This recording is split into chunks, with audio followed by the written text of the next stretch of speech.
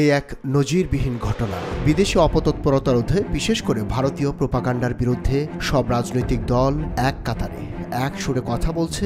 স্বাধীনতা সার্বভৌম প্রশ্নে কোনো আপোষ নয়। প্রধান উপদেষ্টার আকস্মিক বৈঠক এমন এক সময় অনুষ্ঠিত হলো যখন ভারত সহ বিভিন্ন দেশে বাংলাদেশ বিরোধী প্রোপাগান্ডা লাগামহীন, সংখ্যালঘু নির্যাতন নিয়ে লেখা হচ্ছে গল্প উপন্যাস। এমনকি ভারতের মাটিতে ভুলন্টিত লাল সবুজের পতাকা আক্রমণের শিকার আগরতলা সহকারী হাইকমিশন। বেলা ৪টার আগেই রাজধানীর ফরেন সার্ভিস একাডেমিতে হাজির বিএনপি ও জামায়াত ইসলামী, সঙ্গে ডান বাম সব পথ মতের রাজনৈতিক দলের নেতারাও।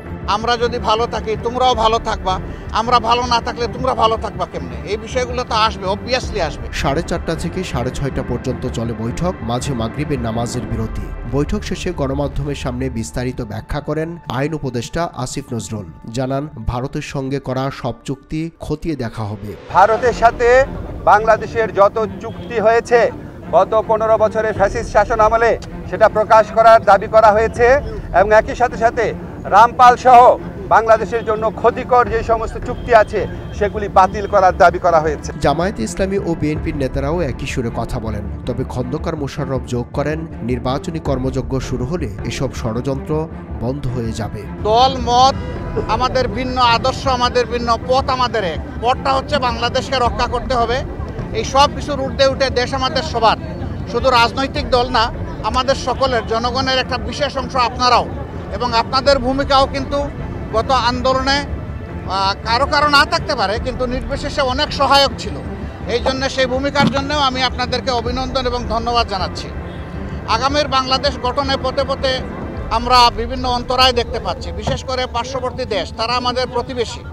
আমরা তাদের সাথে সৎ প্রতিবেশী সুলভ সম্পর্ক চাই, কিন্তু সাম্প্রতিক কিছু ভূমিকা ছিল অত্যন্ত উস্কানিমূলক, অসহিষ্ণু, অগ্রহণযোগ্য। আপনারা এটা দেখেছেন। মিথ্যা তথ্যের উপর নির্ভর করে বাংলাদেশকে কলুষিত করার জন্য এই সরকার এবং জনগণকে ব্যর্থ করার জন্য তারা দুনিয়ার বিভিন্ন জায়গায় অপপ্রয়াস চালাচ্ছেন এবং অপপ্রচার চালাচ্ছেন।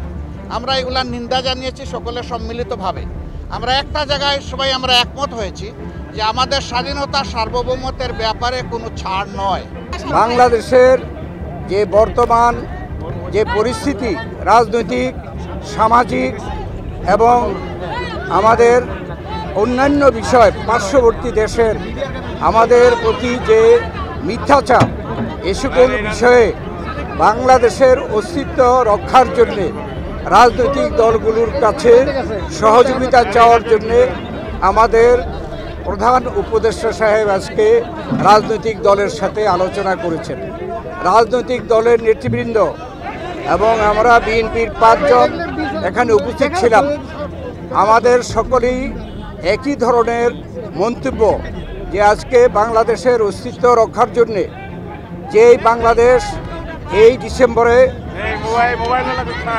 আমরা বিজয় লাভ করেছি, লাখো শহীদের রক্তের বিনিময়ে, স্বাধীনতার সার্বভৌমত্বের জন্যে, গণতন্ত্রের জন্যে, অর্থনৈতিক মুক্তির জন্যে এবং দেশের শান্তি শৃঙ্খলার জন্য আজকের এই বিজয় দিনে, বিজয় মাসে আমাদের সকলের প্রত্যয় যে বাংলাদেশে বর্তমানে যে সরকার রয়েছে, এই সরকার অন্তর্বর্তীকালীন সরকার, এই সরকার এদেশেও যে ছাত্র জনতার গণ অভ্যুত্থানের মাধ্যমে প্রতিষ্ঠিত হয়েছে, তাদের দায়িত্ব যে এ দেশে স্বাধীনতার সার্বভৌমত্ব রক্ষা করা, গণতন্ত্র প্রতিষ্ঠা করা এবং আমাদের দেশের বিরুদ্ধে যে গত পতিত সরকার আজকে বিদেশে গিয়ে ষড়যন্ত্র করছে এবং বিদেশে যে সকল দেশ সেই পতিত সরকারের, ফ্যাসিস্ট সরকারের সহযোগিতা করছে, তাদের